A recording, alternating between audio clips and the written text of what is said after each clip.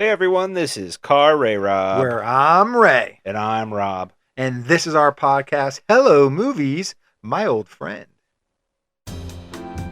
Hello, movies. Hello, movies. Hello, movies. My old friend. Yes, everyone, this is Hello Movies, My Old Friend. This is the Blue episode, and this is, Rob, we've been friends for a long time. A long time, too long. This is gonna be a movie that we've seen for a long time, but I don't want to rush it. Before we talk about it, what do we do on this podcast again? Yeah. What is this episode about? Let's give everybody the rundown. Yeah, here on Hello Movies, My Old Friend, Ray and I are going to revisit some of our old friends / movies that we watched when we were kids. So maybe up through high school, I think is where we've kind of drawn the line. Yeah. Or earlier, right? High school or earlier, and we kind of revisit them, see if they still hold up, see if we remember why we liked them in the first place, or maybe if we just see if they're god awful now. Yeah.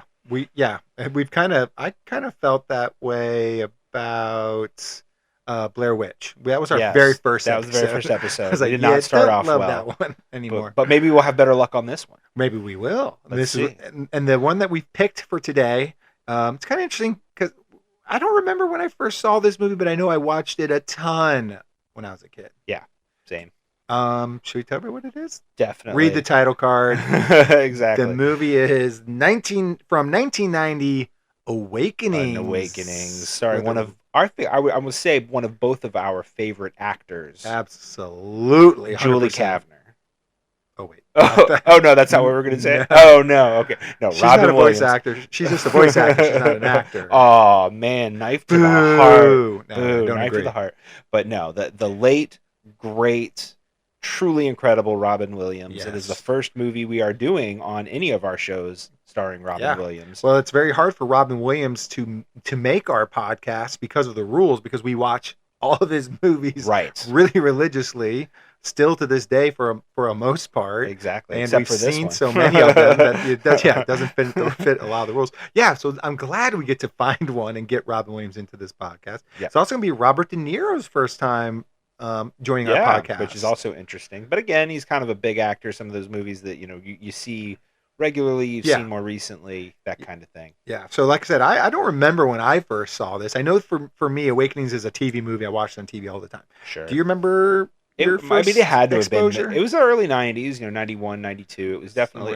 one thing I remember about this movie, it was one of the very first movies that I remember watching and it feel like, man, this is a real grown-up movie. Yeah. You know what I mean? Not necessarily like in a movie that only adults would watch. I watched Alien when I was like 5 or 6. Yeah, I'm sure it's not rated. This isn't rated R. No, but like thematically. Yeah. It's like this is some heavy stuff. Yeah, I almost wonder like, wait, why did I like this when I was a little kid? Because what I'm remembering about it is, Robin Williams is a doctor. Yep. He's treating patients who are like frozen. I don't have any clue what the disease is anymore. Yeah, I don't remember. I'm sure they say in the movie, but like finds like a mystery drug. Yeah, and they find a drug that gets them moving, awakens them, but it doesn't last. Right, I remember that. So I'm like, wow, this is like heartbreaking in a way. I'm thinking like, I don't remember feeling this. I'm thinking as I think back, I'm like, this sounds like you get really excited and something's cool, and then it just goes really badly. I'm like, yeah, why did I like this? Yeah, I do remember it being a very, very heavy watch. So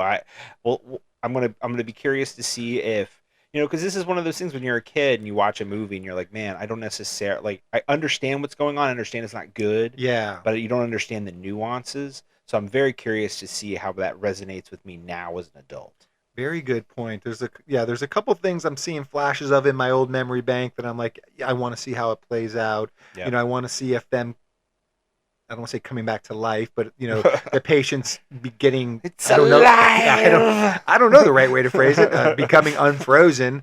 If it's like as fulfilling as that must have been when I connected to as a kid, like that joy of those people getting healthy. Yeah. And then, then it gets ripped away, I think. And it's Robin Williams. And it's Robin Williams. But so there you go. All right. Well, do you want to see it? Should we check it out? I think it's too late to turn around now. Yeah, we have to. So, well, me and Rob are obligated to go watch this movie. You guys aren't, but if you haven't seen Awakenings in as long as we have, definitely take this opportunity to pause the podcast, go check it out, watch it, then come back on pause the podcast and let's hear what me and Rob have to say about it. Here we go. Ray and Rob are currently watching the film. You may be also watching the film. If you're not, then you're listening to me say that Ray and Rob are watching the film. They'll be right back when they're done watching the film.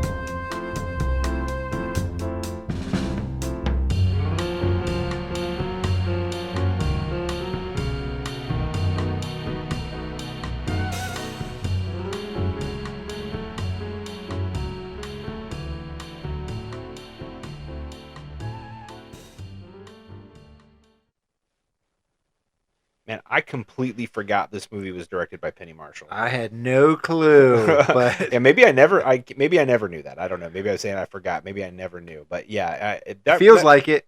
It definitely took me by surprise because I love Penny Marshall. Absolutely, and this is before League of Their Own. Yeah, well, and she didn't even direct that many movies. I'm looking it up right now. She directed 7 movies. That's less than Tarantino. Yeah, she directed Jumpin' Jack Flash, Big, then Awakenings, A League of Their Own, Renaissance Man, A Preacher's Wife, and Riding in Cars with Boys. She was on a streak there for a while. Yeah.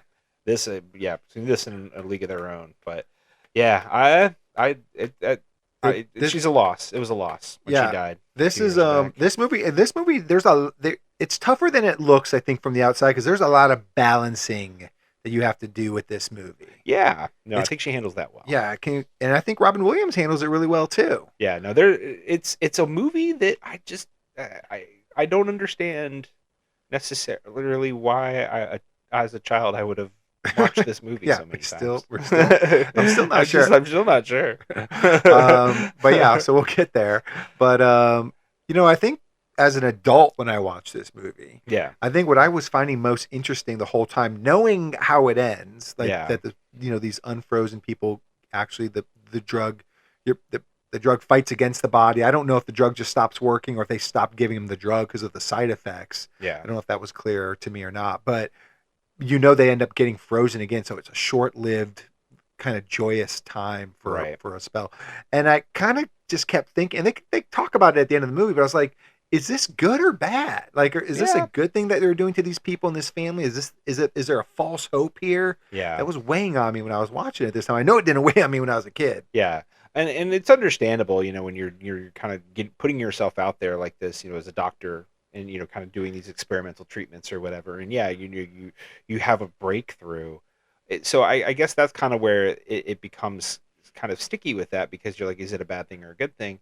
You don't know it's a bad thing until it's a bad thing. Right. You know what I mean? I think that's kind of the hard part about it, is you're like, okay, when he woke up Leonard, and when Leonard finally woke up, Robert De Niro. Yeah. It's like it's huge. You know what I mean? And it's amazing. It's just like completely changes the tone of the movie, and it's just, this whole thing. And, obviously Robin Williams knew, as a doctor would, going into a situation like this could end badly, and we have to monitor it and see how it goes and all of this. It was definitely experimental, right?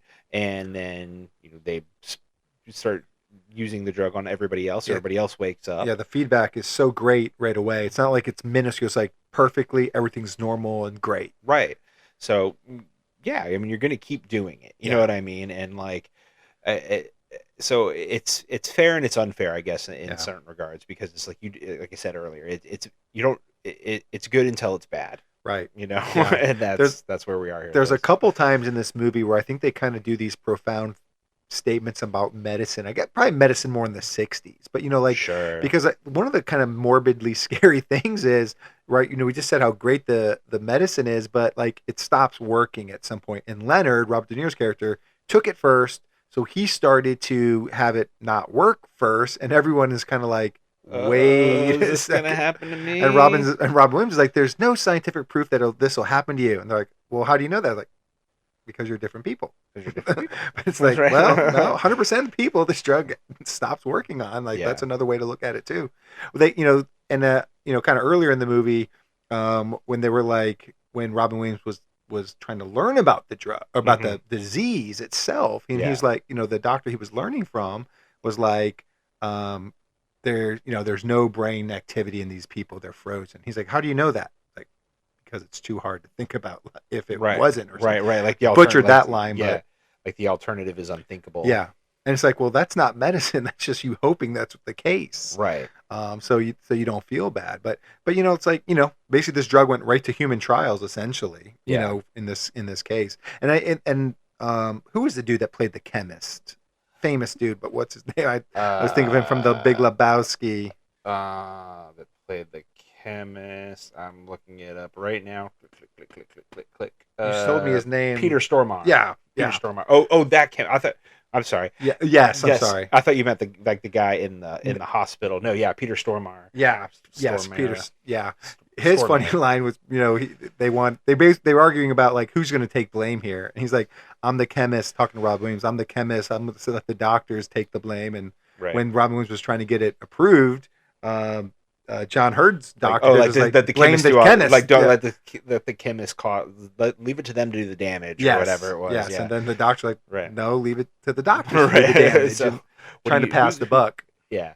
It's obviously, and especially for a doctor like Dr. Sayer, Robin Williams' character in this movie, who is clearly not a clinical doctor. Right. When he enters the movie, like he is a research doctor. Right. So it's kind of it ended up being a great post for him because it allowed him to do research. Right.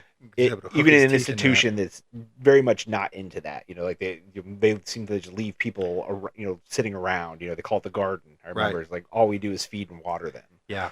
They're so chronic. There's no way to fix it. They're chronic. Right. Exactly.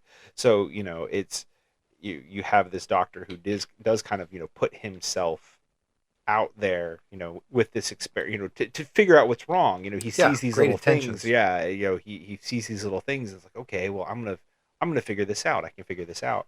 And it's, I will say, kind of going back to, is it a good thing or a bad thing? I think one thing in the good column for him is it never feels like it's something that he's doing for his own self-aggrandizement. Sure. No, yeah, he's not trying to get famous here. He's Right, not trying to make money. In fact, I don't think he would know what to do if he got famous because he doesn't really like to talk to people. No. Well, the real doctor wrote a book and got famous, and they made a movie off him, and we just watched it. Right. I mean, that's fair. So maybe they made Robin Williams a little more humble than the real doctor, but I don't know. Maybe not. That's unfair. Yeah. Well, I know that they don't have the same name, so that Robin Williams' character is technically fictionally based, but this is based on a true story, and we know what that means in Hollywood. But yes, Robin Williams, the character for sure in the movie, was not trying to get famous. He did this with the purest of intentions. Right. The drug probably, in all honesty, worked better than he thought. Oh, I'm sure. And then it just didn't until it didn't. Right. And I think this is a movie that I would classify as Oscar bait, like especially for this era. You know what I mean? Like I said, like we said in the before section, like this is a very serious grown-up movie, if you will, as far as it's very dramatic themes, these big emotions that kind of run through this movie all, completely. And but it's and sometimes those movies fall flat. Sure. And they do. But I think they do a really good job of this movie kind of balancing the drama with the humor, especially when you have an actor like Robin Williams at the helm. Yeah. And they kind of reined him in a little bit, I feel like. Yeah. And he probably reined himself in too, give him some credit because he's just a genius. But yeah, I think they pick some moments early before the movie starts to get too heavy. He finds some moments for some gags. That my favorite line of his was when I guess he was, I'm just going to say he was working on a worm farm of some sort, but he's like, I studied for 6 months and everybody said it was impossible. It couldn't be done. Like, it couldn't be done. I know, I proved it. I got worms. That's where he worked. I got worms. Yeah, but so, there's a lady that's scared of pens, which was really funny. Oh my God, it's great. And then when they walk by her later, they have to put their hands on top of their pens. So it's like, they found opportunities to be funny. Yeah. But you definitely have to pick your moments because it's all, tonally it's huge. And like I said, Robin Williams, I'm sure Penny Marshall just, she's a great director and she just did what she had to do to give us our best version of him for this movie. Yeah.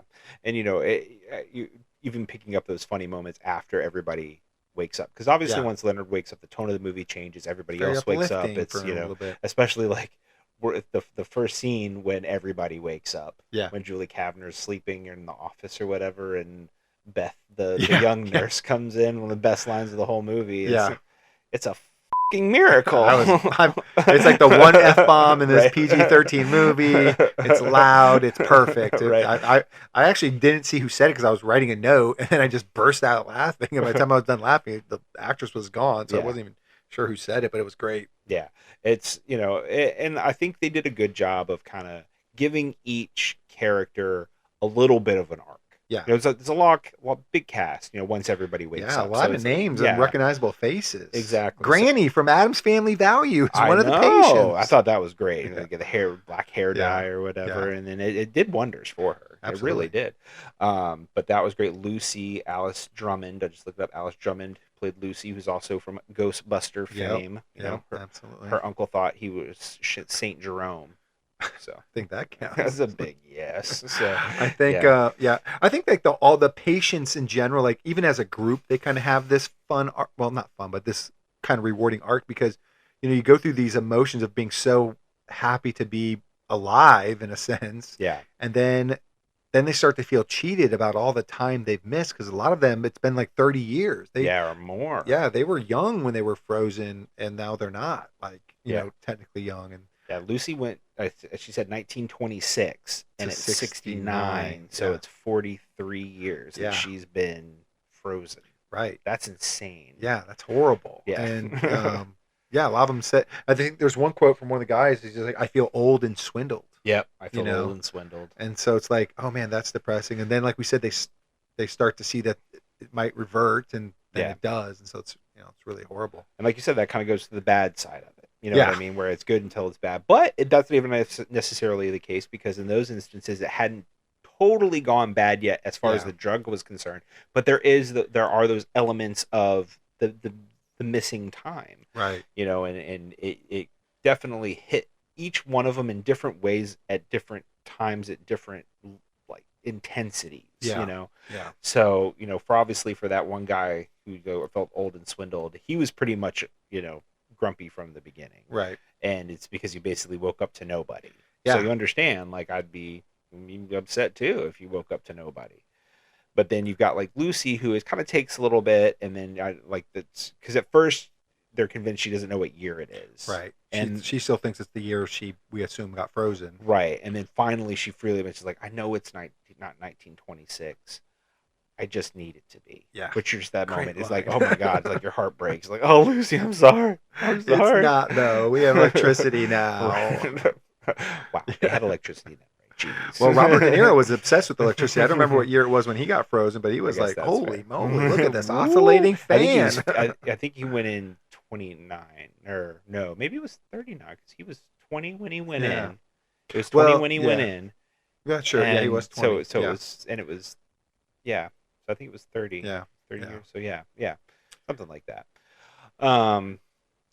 So I mean, obviously it's difficult, to kind of acclimate to life once you've kind of been out of it. But granted, for the most part, they're in the institution the whole time. They do take a trip out, and they, Robin Williams tries to bore him to death by taking him to some kind of botanical garden, and they're like, "Let's go dancing." Yeah, we want to dance. They want to dance. They're like, we have been sitting in wheelchairs for a long time. I want to dance. But that was fun to Robin Williams' character, and that's kind of his little arc. He's this worm farm guy. He's this research guy. He doesn't interact with people. He doesn't want to. He's content being by himself, and like seeing this. This is the cool, rewarding thing for his characters. Seeing these people get this opportunity at life, and then not being able to continue it, I think, is what pushes him to eventually ask out Marge Simpson.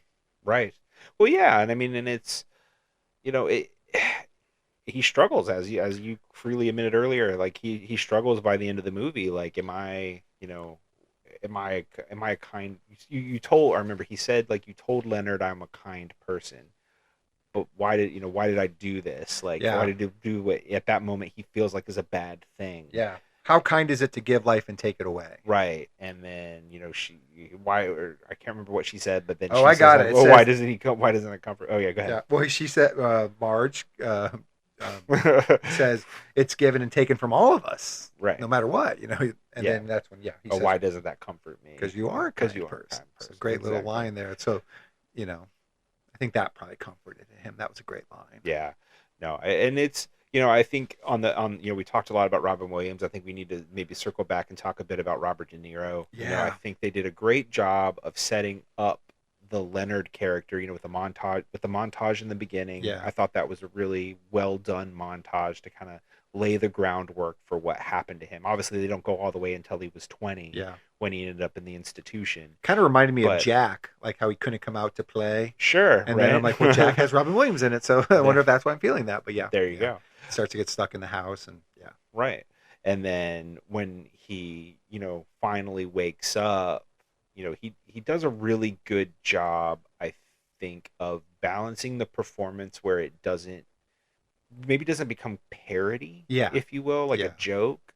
I just looked up an interesting thing, and it was like in the reviews, and I'm trying to remember, let me find it. It was a thing about how he wasn't afraid to make Leonard grotesque, which I thought was kind of an interesting thing, because and that's it's true.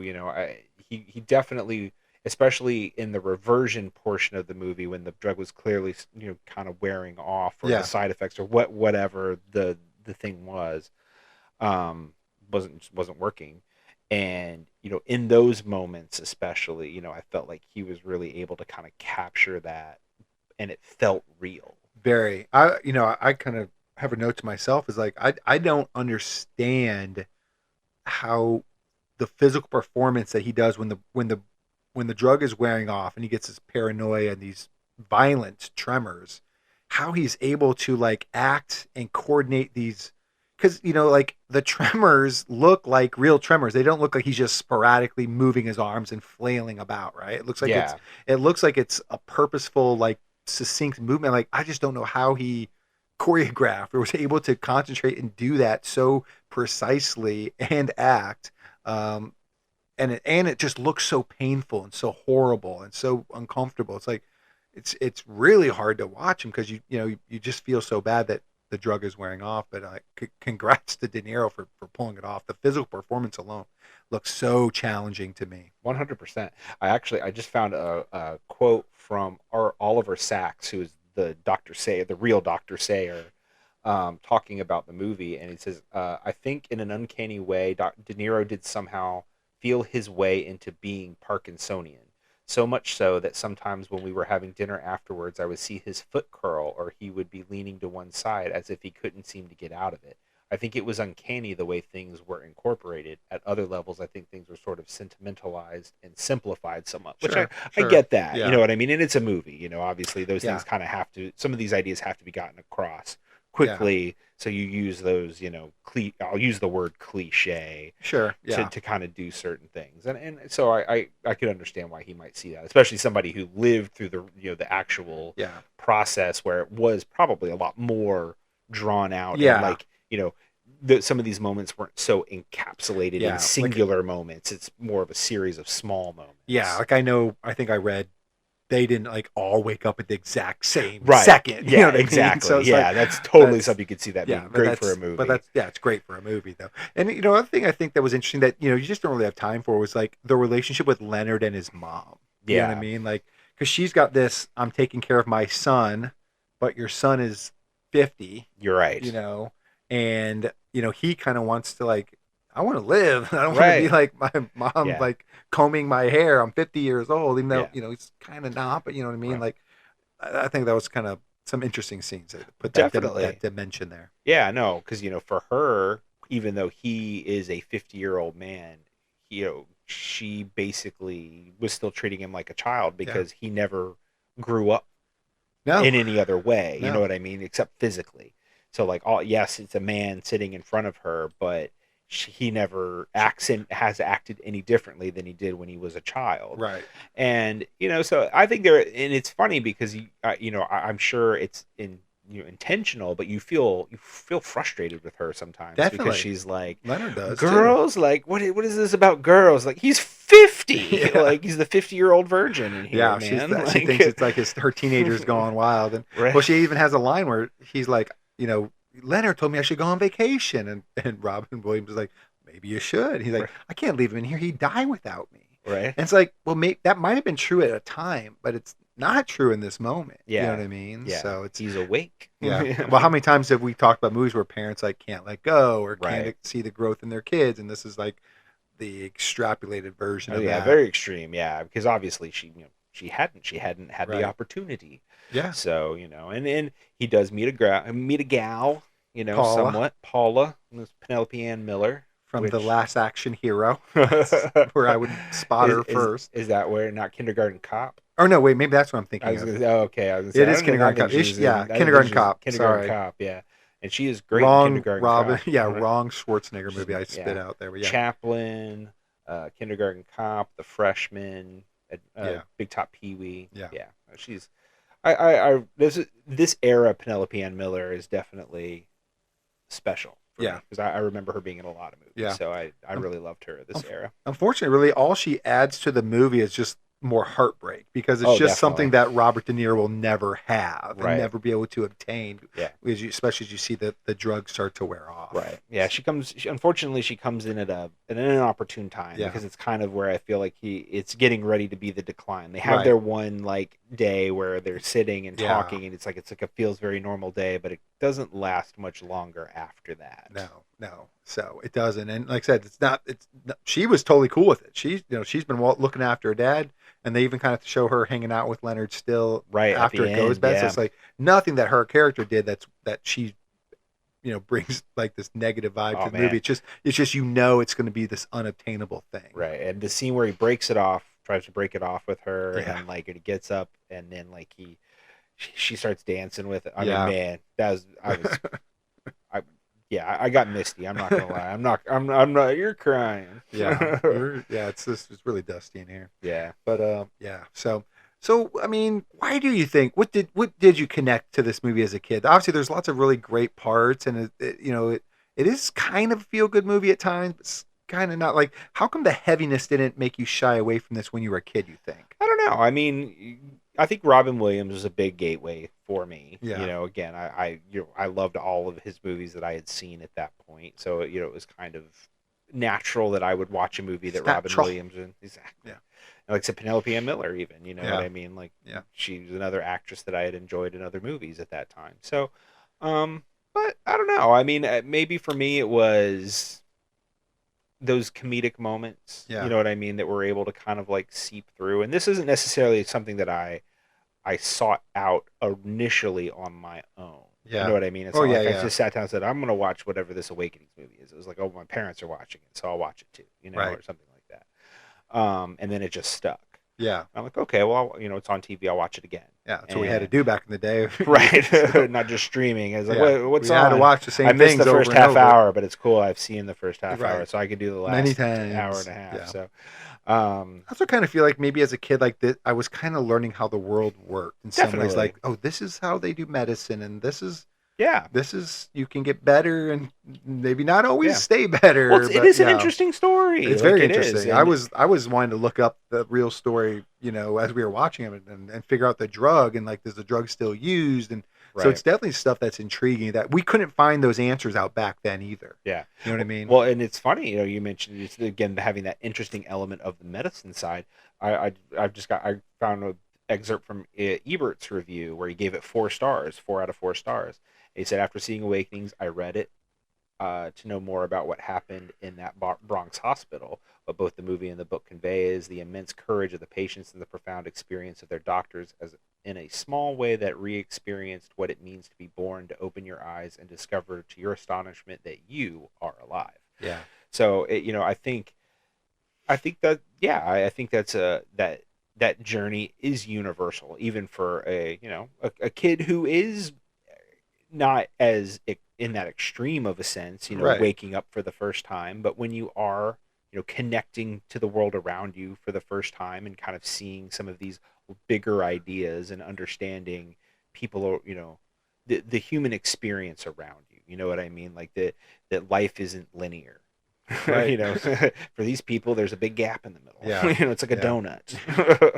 Yeah. So, I think a lot of these elements kind of put together. It's hard for me to go back to 1992 and be in my mind and say, okay, this is exactly why I watched that movie. And there wasn't one thing, right? Yeah, but for as an adult Rob looking at young Rob, like these are the things that I kind of connect to. And you're like, hey, young Rob, you got good taste, right? You got good taste. Well, I mean, I don't want to say it. I don't want to pat myself like that. But if you want to say it, I'll let you. Well, you can pat your own. You can pat I'm not going to say fictional it to you, though. Little kid version of yourself on the back anytime you want. Because I know somebody who doesn't like Howard the Duck. So hate it. But all right, let's see if we like this movie then, Rob. I mean, we've talked about it. What do you say? We usually like to think about, do these movies hold up after all this time? And what do you think? Did it hold up for you? Definitely. 100%. Me too. I would say Awakenings definitely held up. I'm going to watch it again sometime. I want to see it again. Yeah, this is definitely a movie that I'm maybe a little sad that it went so long that I hadn't seen it, because it was probably sometime in the 90s. It wasn't like I watched it in 91 and I haven't watched it since. No. I definitely watched Whenever it multiple TBS times put it in on. the 90s. I'd watch it, but it definitely had been since the 90s that I had watched it. It's like I never owned it on DVD or anything like that. Right. But Robin Williams is a genius. He is a sorely missed genius, and he can do anything. He could do anything. Yeah, he still would be able to. Yeah, he would still be able to, and it's just it never ceases to amaze me how he is able to be such an adept comedian, such a stellar dramatist. I mean, it didn't matter what it was, and then swirl the two together, and take it to the darkest reaches of the human psyche, or just be goofy as shit. He's an actor that's sorely missed. That's all I'm gonna say. I just love that this movie is able to do like so many things, make you feel so many things in such a short amount of time. There's aspects of this movie that are kind of scary, not in a horror movie sense, but like this could happen to me. Technically. There's parts of this movie that are joyous and funny and pretty much everything in between. You get to experience a little bit of it all. Yeah. A little bit of it all watching this movie. And, like I said, Penny Marshall does a great job letting you experience that. Robin Williams does a great job of not distracting from it, but only adding to it. Like you said, being a genius in this and adding to that. And so, this movie definitely holds up for me too. And all right, Rob, I think we've talked about Awakenings enough, but before we go, do you know what would be really El Dopa of the fans, of our listeners, to like the podcast, to subscribe to the podcast? If you guys want to reach out to the podcast, don't forget you can leave us a 5-star review. If you do, we will read it live on air. Email the podcast at carrayrob@gmail.com, or reach out to us on Blue Sky. That would be great. You could also awaken some conversation on a comment section on whatever platform you are on. Let us know what you think of Awakenings. Did it hold up? Maybe recommend a movie for us that we haven't thought of, that from this era, that maybe Ray and I have watched, haven't seen since, and we would like to reevaluate. We will be back next week with Say Hello to My Little Film, and it will be March. Yeah. What month is this? Yeah. February. Yeah, it's March. Well, it'll be a different month, so that's I lose track of my years at this point. And it'll be your turn. It will be my turn, and I think I've got something I think Ray might like. I got to redeem myself because I kind of blew it. I blew February a bit, so I got to see if I can bring it back. That's more on me than it is you. Well, it's always on you, but I didn't want to say that you did. So you're not going to want to miss that to see if I can redeem myself. But until then. This is Car Ray Rob. Where I'm Ray. And I'm Rob. And remember, be defined by the films you love, not the ones you hate. Hello, movies. Hello, movies. Hello, movies. My old